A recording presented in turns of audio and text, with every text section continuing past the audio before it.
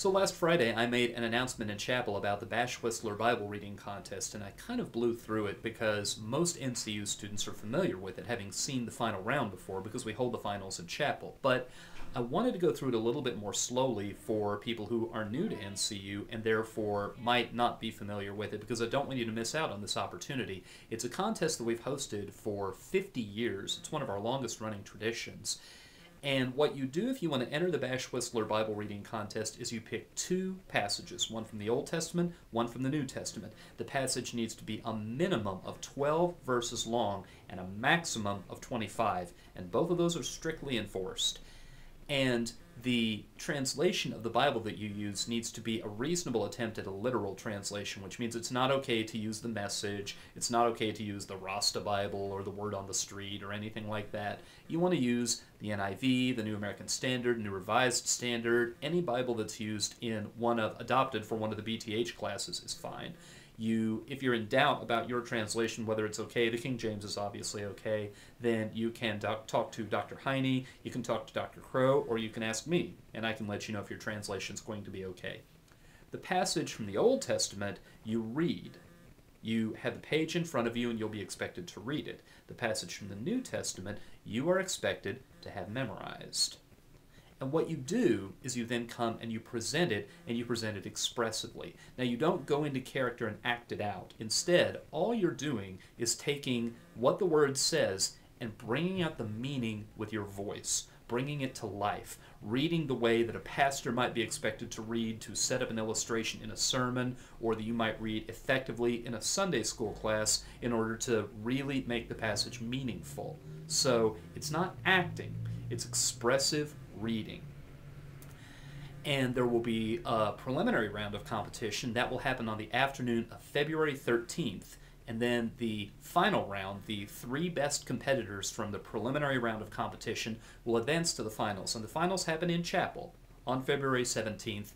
And the Bash and Griffith families, who still donate the money for the prizes that I'm going to talk about in just a moment, they tend to come and be in the audience. And they're always very encouraged to see what kind of talent and what kind of gifted students that we have at NCU that are keeping the tradition alive.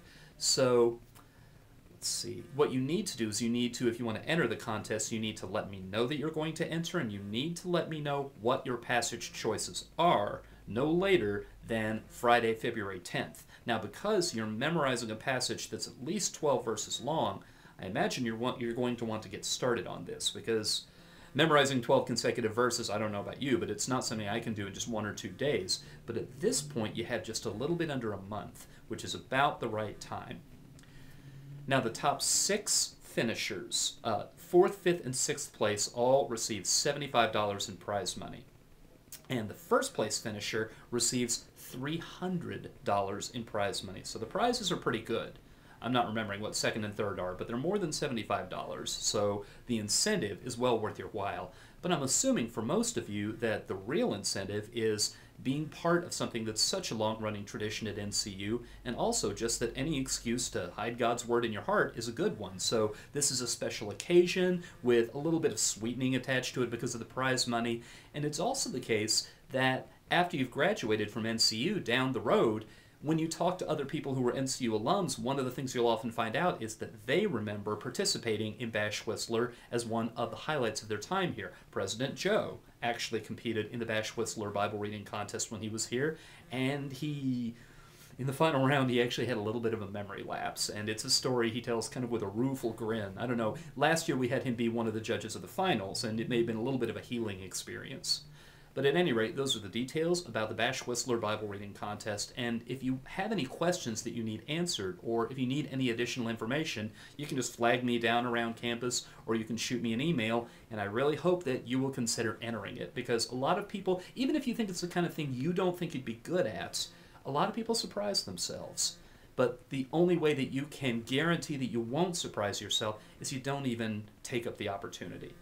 When you come to a small school like this, one of the things that you really shouldn't miss is taking advantage of the traditions, becoming part of it, renewing all these things. And I have to tell you, I, at this point, am about 21 years out of college, and I talk to the people I graduated with, and not one of them ever regrets having been involved in things, What they regret is they look back and they say, there are these opportunities that I passed up that I really should have taken. So I hope that you'll push yourself to give this a shot, so this won't be one of the opportunities that you wish you had taken.